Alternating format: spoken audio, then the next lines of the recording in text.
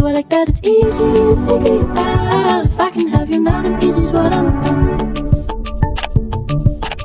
I think you might be the right person.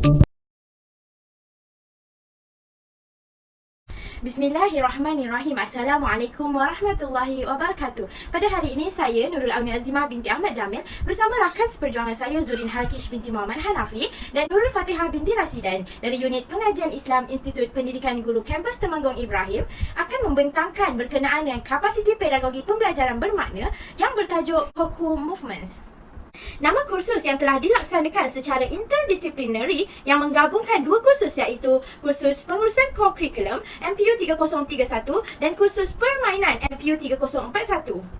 Baiklah, sebelum melaksanakan kapasiti pedagogi pembelajaran bermakna, kami sebagai pelajar perlu mengetahui apakah yang hendak kami pelajari daripada kursus MPU 3031 pengurusan core curriculum dan MPU 3041 permainan. Oleh itu, kita dapat lihat hasil pembelajaran kursus yang ditekankan dalam kedua-dua kursus ini. Bagi kursus MPU 3031, CLO yang pertama ialah menjelaskan konsep, matlamat, strategi pelaksanaan dan pengurusan aktiviti-aktiviti core curriculum di sekolah. CLO yang kedua dapat membentangkan perancangan pelaksanaan projek core curriculum dengan mengambil kira semua aspek pengurusan dan pentadbiran core curriculum. Dan CLO yang ketiga ialah dapat mempamerkan nilai dan etika profesionalisme dalam perancangan projek core curriculum dari aspek pengelolaan dan penilaian. Manakala bagi kursus MPU 3041 pula, CLO yang pertama ialah dapat mengaplikasikan pengetahuan tentang kemahiran-kemahiran asas dalam permainan. CLO yang kedua dapat memberi tindak balas dalam situasi-situasi permainan dengan mematuhi undang-undang dan peraturan permainan. CLO yang ketiga mengaplikasikan latihan yang dirancang secara berkumpulan berasaskan prinsip-prinsip latihan yang dibina melalui rujukan dari pelbagai sumber. Dan CLO yang keempat ialah dapat mempamerkan nilai dan etika dalam pelaksanaan latihan. Baiklah, saya akan menyatakan berkenaan dengan the big idea ataupun dikenali juga sebagai idea utama berkenaan dengan kapasiti pedagogi pembelajaran bermakna yang telah kami jalankan ini. The big idea-nya ialah COCO Movements. Seterusnya, kita akan melihat essential question bagi melaksanakan kegiatan ini. Essential question ialah soalan-soalan yang penting yang dapat membantu pelajar untuk mengetahui, memahami pengetahuan dan kemahiran yang perlu dikuasai. Yang pertama ialah, bagaimanakah kita merancang dan melaksanakan aktiviti-aktiviti pembelajaran COCO Movement berdasarkan kaedah dan pendekatan pengajaran CDPR? Dan yang kedua ialah, bagaimanakah penyediaan sumber pembelajaran dapat membantu struktur pembelajaran COCO Movement dalam bidang pendidikan secara global? Baiklah, kita akan menelusuri pula berkenaan dengan elemen KPPB yang terlibat dalam pelaksanaan tugasan kerja kursus dengan mengambil kira pengalaman-pengalaman serta langkah dalam melaksanakan tugasan kerja kursus ini. Elemen yang pertama ialah model pembelajaran murid. Dalam model pembelajaran murid ini, pelibatan murid secara bermakna sebagai rakan pembelajaran amat perlu dititikberatkan. Dalam model ini, ia terbahagi kepada 3 komponen iaitu yang pertama, perhubungan, yang kedua, aspirasi dan yang ketiga, belajar cara belajar. Baiklah, kita akan lihat terlebih dahulu komponen yang pertama iaitu perhubungan. Dengan mengamalkan pembelajaran bermakna ini, pelajar dapat membina kemahiran membentuk hubungan interpersonal dan intrapersonal walaupun secara maya dengan melupakan pelbagai kemudahan digital seperti WhatsApp, Telegram, Google Meet dan sebagainya disebabkan oleh kekangan COVID-19 yang telah melanda negara kita ini. Walaupun pembelajaran berlaku di atas talian, kami sebagai pelajar dapat berbincang dan melakukan komunikasi dan perkongsian maklumat antara satu sama lain atau dalam diri sendiri bagi menyelesaikan sebarang permasalahan berkenaan dengan tugasan kerja khusus sebelum memulakan pelaksanaan kerja khusus. Setiap pelajar dan pensyarah juga telah menjalinkan hubungan bermakna iaitu kami mengadakan perbincangan bersama berkenaan dengan kerja khusus di aplikasi Google Meet. Selain itu, pelajar mampu bekerja dengan jaya secara individu dan berkumpulan. Hal ini kerana kami dapat bekerjasama dan berkolaboratif antara satu sama lain sebagaimana yang telah ditekankan dalam elemen perhubungan. Seterusnya, komponen yang kedua ialah aspirasi. Oleh itu, pelajar dapat percaya akan kemampuan diri dan pelajar dapat menilai kriteria kejayaan mereka bersama rakan. Ini kerana pelajar telah berbincang dengan pensyarah bagi mendapatkan sebarang maklum balas yang baik untuk memantapkan penghasilan kerja khusus dengan menggunakan pelbagai medium seperti Google Meet dan WhatsApp. Oleh itu, pembelajaran dan perbincangan dapat dilaksanakan di mana sahaja dan tidak kira waktu. Oleh itu, dengan usaha ini, kami dapat mendorong motivasi diri supaya sentiasa belajar dan memahami berkenaan dengan kerja khusus ini. Akhir sekali, komponen model pembelajaran yang terakhir ialah belajar cara belajar. Dengan itu, pelajar dapat memantau pembelajaran sendiri dan menilai secara kritis. Apabila mendapat kerja khusus, kami akan menilai dan memahami berkenaan dengan tugasan yang telah diberikan secara kritis, apa yang tugasan ini hendak dan sebagainya. Oleh itu, kita sebagai pelajar akan berusaha mencari bahan dan maklumat berkenaan dengan kerja khusus ini dengan mengetahui belajar cara belajar dan menilai diri kita sendiri secara kritis. Dan pelajar juga akan membuat refleksi terhadap maklum balas yang diterima daripada rakan lain dan para pensyarah. Justeru kami dapat melaksanakan kerja khusus dengan jaya dan yakin serta menepati kehendak soalan kerana telah memperoleh maklumat dan maklum balas serta contoh yang betul dan tepat. Okey, baiklah. Seterusnya saya akan sambung pula dengan model reka bentuk pembelajaran. Model reka bentuk pembelajaran terbahagi kepada 4. Yang pertama, rakan pembelajaran. Yang kedua, pemanfaat digital. Yang ketiga, persekitaran pembelajaran. Dan yang keempat adalah amalan pedagogi. Baiklah, selepas ini kita akan pergi satu persatu. Baiklah, yang pertama kita akan pergi kepada rakan pembelajaran. Di sini, rakan pembelajaran meliputi rakan sekelas, penyelaras subjek dan juga pensyarah subjek. Jadi, pensyarah subjek ini berperanan sebagai pendorong dan juga fasilitator untuk menggerakkan pelajar dalam melaksanakan tugasan. Jadi, akan berlakunya kerjasama antara rakan sekelas dalam melaksanakan kedua-dua tugasan ini. Di sini akan mewujudkan matlamat dan memenuhi hasrat pembelajaran dalam mencapai hasil pembelajaran bagi memenuhi pelaksanaan tugasan aktiviti. Dan selain itu akan mewujudkan perkongsian dengan pensyarah bagi meningkatkan lagi motivasi pembelajaran dalam diri seseorang pelajar. Yang kedua pula adalah kemudahan digital. Kemudahan digital bermaksud pelajar menggunakan kemudahan digital sebagai medium perantaraan bagi meningkatkan motivasi dan keyakinan diri dalam membentangkan tugasan dengan menggunakan teknologi maklumat dan komunikasi. Ini agar dapat mendorong pelajar mengakses aplikasi maklumat teknologi digital untuk mendapatkan maklum balas dan juga sumber-sumber maklumat daripada internet. Ini juga akan mendorong pelajar untuk lebih berinovasi dan juga lebih kreatif dalam mencorak kreativiti pelajar dengan menggunakan digital platform pengetahuan. Di sini juga akan menarik minat pelajar dalam menggunakan aplikasi-aplikasi terbaru ataupun terkini seperti Google Sites, Google Classroom, Prezi, Canva dan juga animasi video berserta dengan muzik-muzik.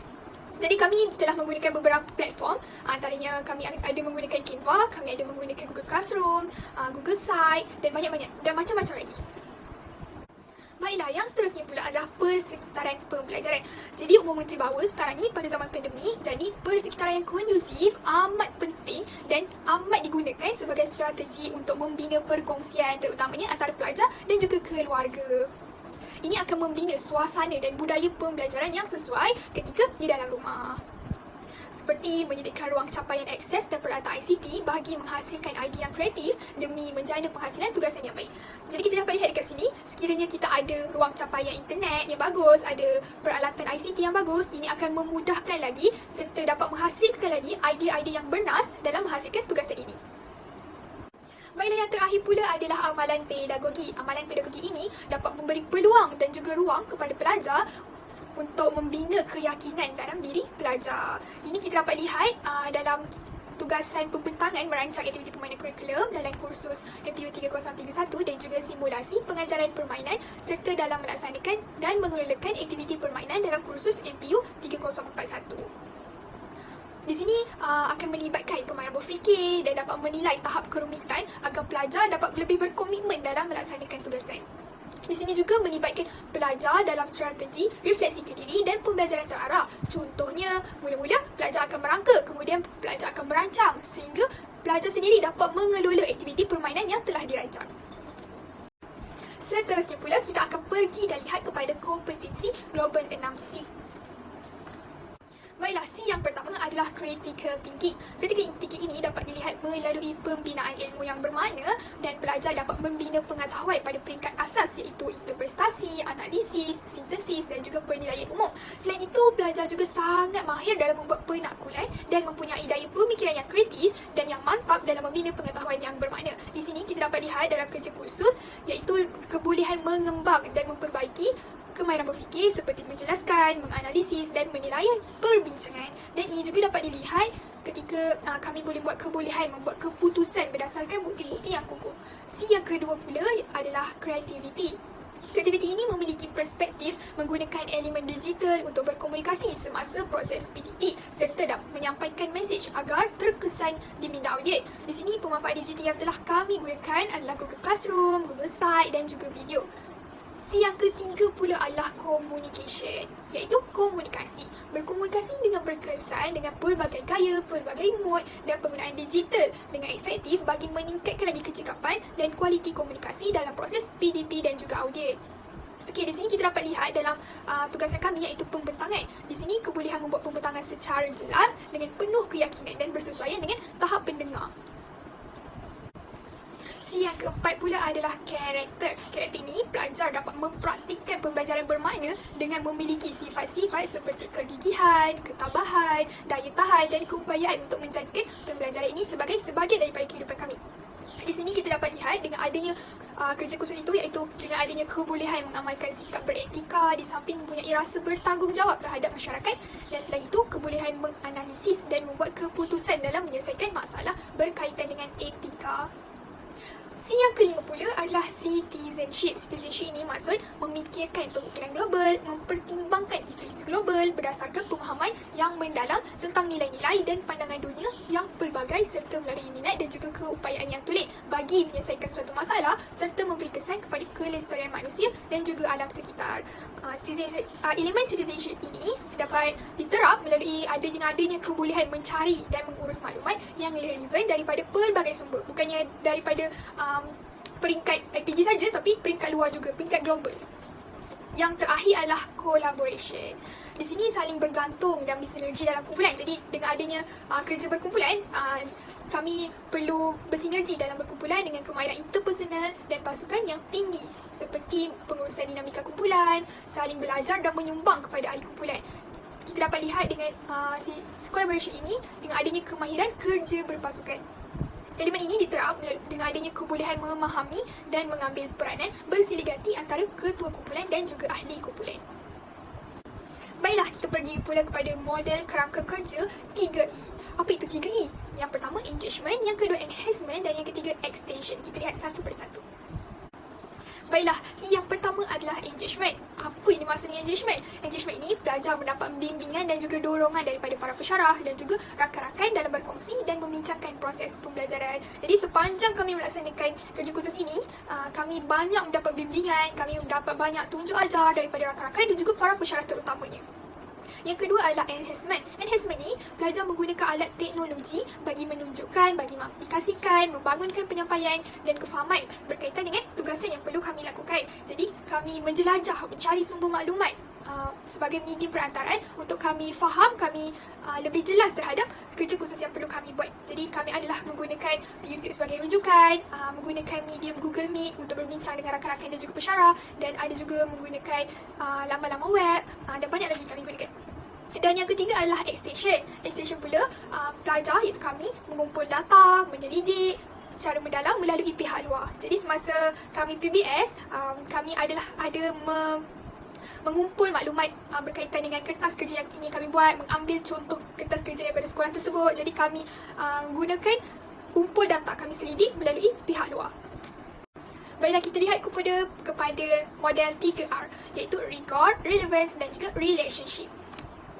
R yang pertama iaitu rigor, kami menggunakan resource digital untuk mencari, menganalisis, mengkategori maklumat untuk memahami lagi tugasan yang perlu kami lakukan. Seperti kami menggunakan platform Google Classroom untuk berkomunikasi bersama pesyarah dan juga untuk mendapatkan lagi maklumat berkaitan gerak kerja aktiviti co-curriculum.